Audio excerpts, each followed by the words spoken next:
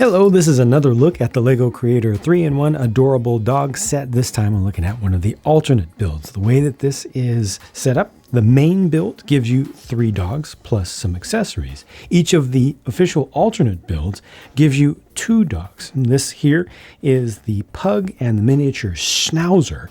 Officially, I did, of course, already do a review of the main build, so you can check that out on my channel, and I will do the last one too. I won't really call this like a B or C model. I think that each of the alternates is pretty equal. Per the instructions, when you do this combination, you also build the rubber bone here and the retractable leash. Now, those are the exact same builds that were in the main model build, so if you want to convert between the two, well, you just keep these together. The first one you put together here is the Pug, or you could see this as a French Bulldog. I'd say the top of the face works for me. That works completely. You get down here, that doesn't work for me. All right, the offset tongue, the tongue in general, good, but just the shape of the bottom of the face makes it look a little bit too human to me, to where it just appears to have a mustache on it. So yeah, you gotta use your imagination a little bit more than usual for that. I would say the ears, I think, are done pretty nicely. They're integrated in there pretty well. Pretty good parts usage, given that this is an alternate build, not a main one. That definitely works. Again, just the entire upper half of the head works nicely. The rest, not so much. This one does have a collar on there, and again, that's the same build as on one of the main builds, and are several of the mains actually. And the legs are just mirrored, so front to back are built exactly the same, and then mirrored left to right, and they work.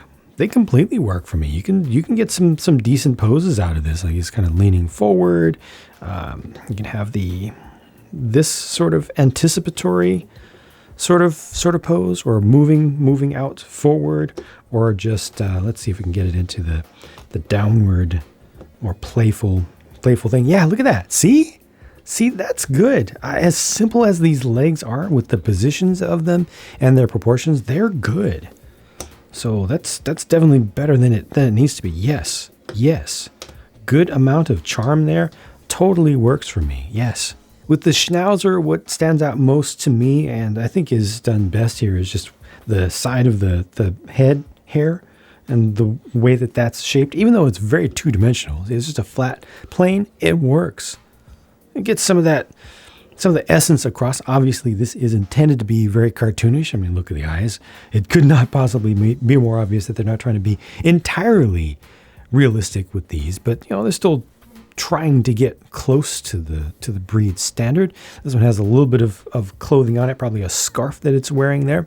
And I think that the body shape of this one, I think that overall this one feels pretty successful. We've got a little bit of study texture on it to represent the slightly curly hair, just very slightly. And the way that the ears are designed, they look like they're angled down. They're bent at the top, and that works for me. You can do this, which doesn't look ideal, but potentially if you, oh, that's good.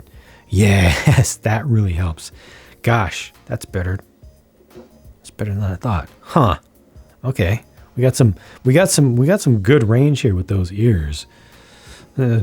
Big things done with small things in this case. Yes, I like that. And then once again with the legs, they're built the same front to back and then just mirrored side to side. With these being longer, you get a little bit more out of them. So you get a little bit more of an action sort of pose. Walking pose is just easier to pull off, I think.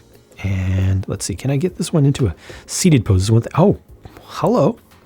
Yes, that works too. As simple as this is. Not my favorite type of dog, like breed, IRL, but who cares? I like dogs. And this is capturing dog. This is very dog. As few pieces as are used here. This might be one of my favorites of the set. One of my favorites official options here, just because they've captured so much of the personality of this dog, I think, really, really well. Yes, definitely kudos.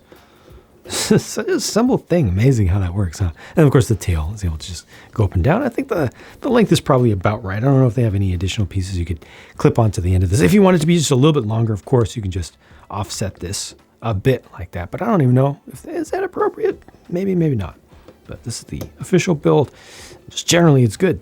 Building and evaluating the main models left me feeling like there's pretty decent value in this, but I knew that a fair amount of the value would come from the alternate builds and the fact that the alternate builds are there as an option. And this is proving that my mind was definitely going in the right direction with it.